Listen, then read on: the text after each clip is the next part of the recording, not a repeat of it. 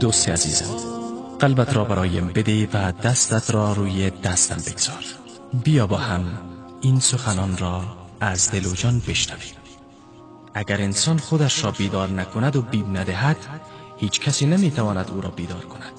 عمر میگذرد بدون بهره نیک، شبها سپری می شود، روزها می رود بدون اینکه سجده‌ای برای پروردگار خود کند.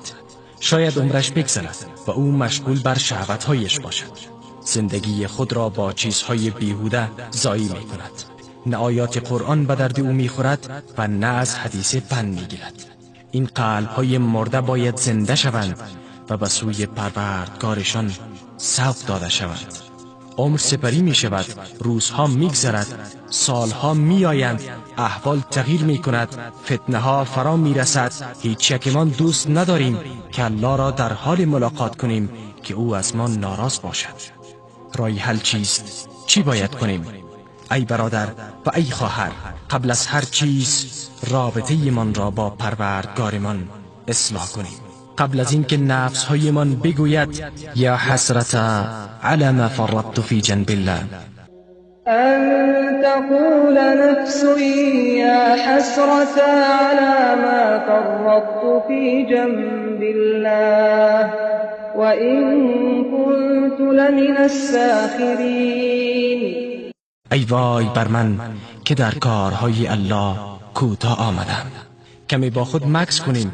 شاید قلب‌های من برای الله مهربانمان نرم شود. شاید مشتاق راز و نیاز با او باشیم و یا شاید نفس‌های من بعد از دوری و غیاب طولانی بخواهد از پروردگارش طلب مغفرت کند، توبه کند و به سوی او برگردد. میان خود و پروردگارت را اصلاح کن. الله میان تو و دیگران را اصلاح می کند. الله متعال می فرماید فما اصبرهم علی النار، چی چیز آنها را بر آتش صبور داشته است؟ مگر از آتش الله نمی ترسی؟ پس چرا تأخیر می کنی؟ مگر آتش الله سوزاننده نیست؟ پس چرا در گرداب زشتی ها و پلیدی ها گیر مانده ای؟ مگر این آتش الله برای خطاکاران نیست؟ پس چرا به خواستهای نادرست نفست و شیطان فاسق میگویی و اطاعت میکنی؟ آیا پند واعظان به تو نرسیده؟ آیا مرده ها را با چشمانت ندیدی؟ آیا قبر را با دستانت حفر نکردی؟ آیا عزیزان را در حال دفن کردن ندیدی؟ آیا چشمانت به خاطر اشتیاق مولایش نگریسته؟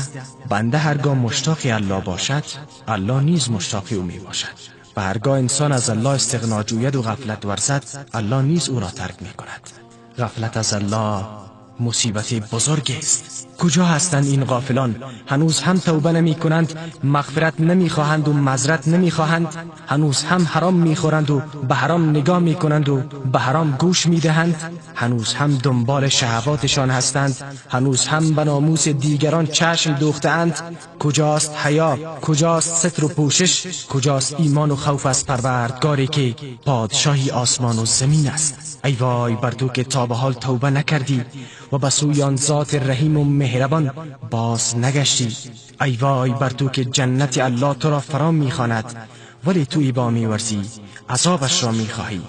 دلت پر از شوق گناه است. بدان که ذره ذره با تو حساب میشود، همش نوشته میشوند و الله از همه آنها از تو میپرسد و پرسان میکند. اگر الله برای توفیق داد و از جمله صالحان گشتی، برای تو توفیق هر اعمال خیر را می دهد. نماز، روزه، حج، نیکی با پدر و مادر، هر کار خیر.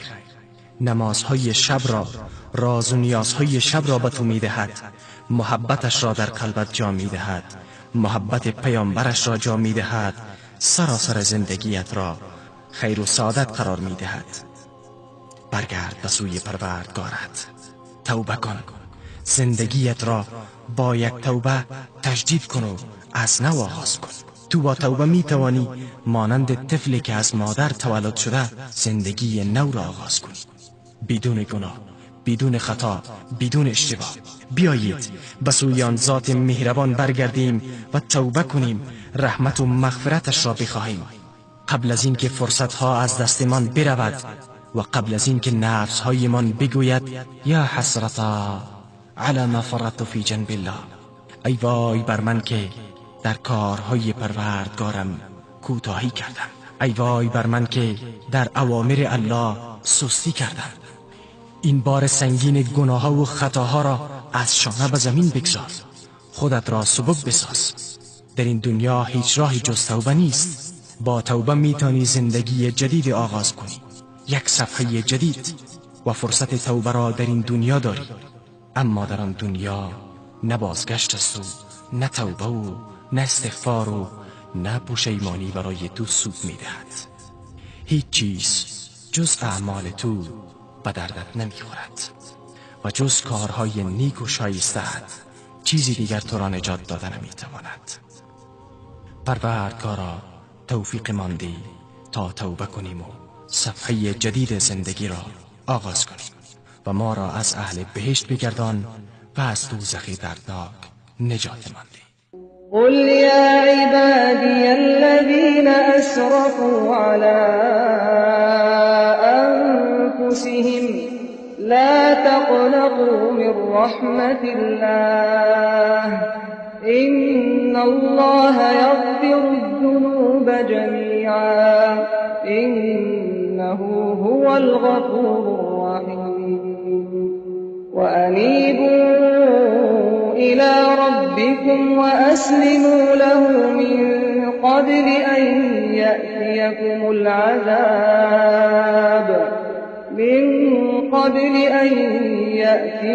العذاب ثم لا تنصرون واتبعوا أحسن ما أنزل إليكم من ربكم